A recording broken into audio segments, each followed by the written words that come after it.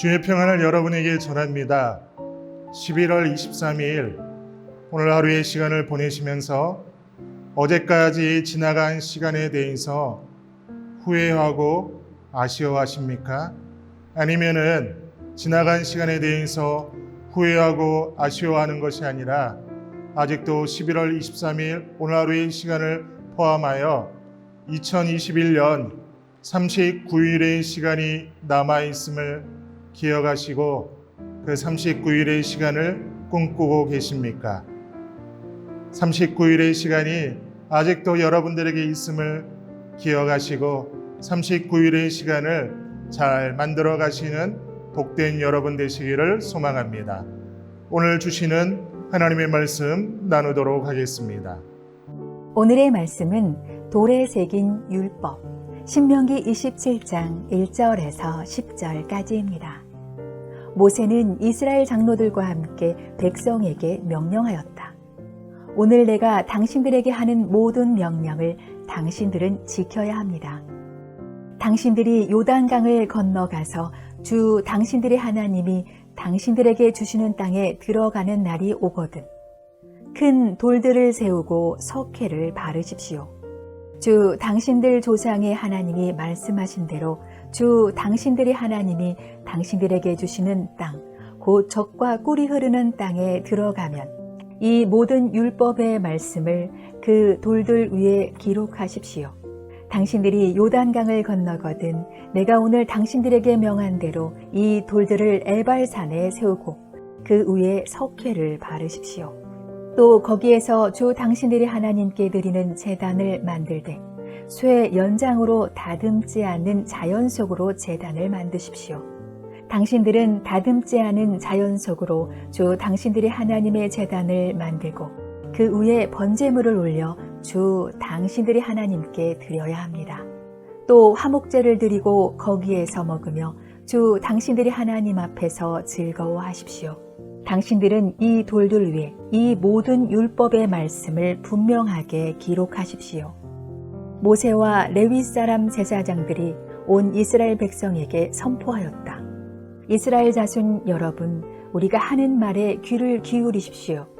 오늘 당신들은 주 당신들의 하나님의 백성이 되었습니다. 그러므로 당신들은 주 당신들의 하나님께 순종하고 오늘 우리가 당신들에게 명한 그의 명령과 규례를 지키십시오. 오늘 말씀을 통하여 말씀과 함께하는 성도의 삶 두 가지를 묵상해 보고자 합니다. 첫째로 성도는 언제나 어디서나 하나님의 말씀을 잊지 않고 살아가야 합니다. 오늘 본문에서 모세는 이스라엘 백성들에게 그들이 가나안 땅에 들어가게 되면 큰 돌을 하나 세우라고 말합니다.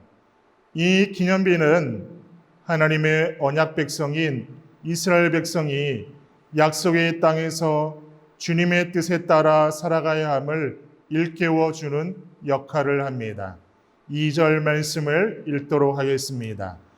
당신들이 요단강을 건너가서 주 당신들의 하나님이 당신들에게 주시는 땅에 들어가는 날이 오거든 큰 돌들을 세우고 석회를 바르십시오. 돌에 석회를 바른다는 것은 무슨 의미일까요? 돌에 석회를 바르는 것은 새긴 글자가 선명하게 드러날 수 있도록 하기 위한 것입니다. 그렇다면 돌에 어떤 내용을 새기는 것일까요? 바로 하나님의 말씀인 율법입니다. 3절 말씀을 보시면 이 모든 율법의 말씀을 그 돌들 위에 기록하십시오라고 말씀합니다. 석회를 바른 돌 위에 기록된 말씀을 보면서 모세는 이스라엘 백성들이 가나안 땅에 들어가서도 하나님의 말씀을 잊어버리지 아니하고 주의 말씀에 따라 살아가기를 권면한 것입니다. 4절 말씀을 보시면 이 돌을 세우는 위치가 나오는데 바로 에발산입니다. 가나안 땅에 들어간 이스라엘 백성들이 하나님의 말씀을 돌에 새겼다면 구원받아 하나님의 자녀로 살아가는 우리들은 어디에 말씀을 새겨야 할까요? 바로 마음입니다. 그래서 우리 믿음의 선배들은 마음을 마음의 돌이라고 불렀습니다. 우리 마음에 하나님의 말씀을 새겨 넣어야 합니다. 하나님의 백성인 우리들은 언제 어디서나 하나님의 말씀을 잊지 않고 살아가야 합니다. 오늘 큐티 영상을 함께하는 사랑하는 성도 여러분, 실로 우리는 말씀의 홍수 속에 살아가고 있습니다. 코로나 시대로 인해 오랜 시간 동안 온라인 예배를 드리는 성도들이 많아지면서 유튜브로 예배 드리는 분들이 많아졌습니다. 우리 교회 예배 외에도 클릭 몇 번만 하면 많은 교회들의 온라인 예배 그리고 설교를 볼 수 있는 시대입니다. 그러나 중요한 것은 얼마나 많은 말씀을 듣느냐가 아닙니다. 과연 하나님의 말씀이 내 마음에 새겨졌느냐 하는 것입니다.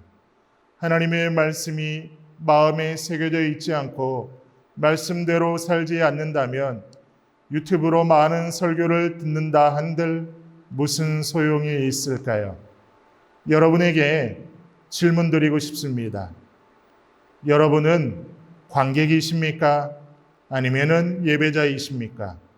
많은 말씀을 듣고 접하는 것으로 그치지 말고 마음에 하나님의 말씀을 명백히 새겨서 그의 말씀이 여러분의 삶의 생명과 즐거움과 능력의 원천이 되는 것을 체험하는 여러분 되시기를 소망합니다. 말씀과 함께하는 성도의 삶 둘째는 말씀이 기준이 되는 삶을 살아가야 합니다. 9절 말씀을 읽도록 하겠습니다.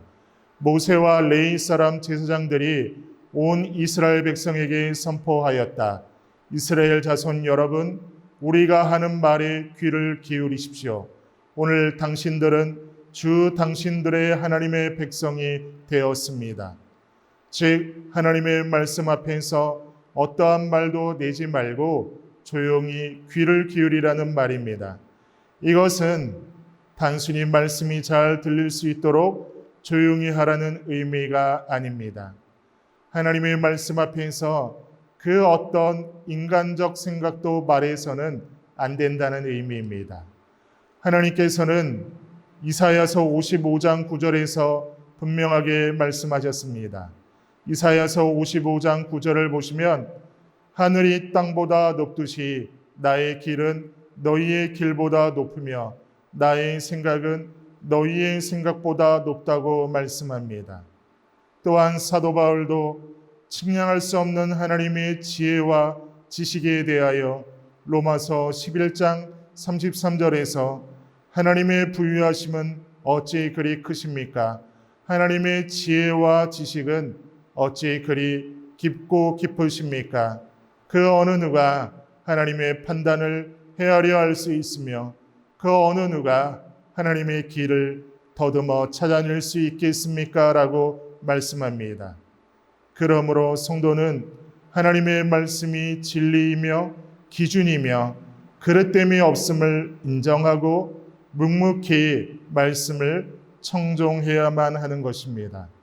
그럴 때 모든 오류에서 벗어날 수가 있는 것입니다. 그런데 의외로 많은 사람들이 말씀이 기준이 되는 삶을 살지 않습니다. 자신의 피상적인 경험과 판단이 옳다고 믿으며 살아가고 있습니다. 마치 우물한 개구리처럼 우물 위의 하늘만이 하늘의 전부라고 믿고 살아가고 있는 것입니다.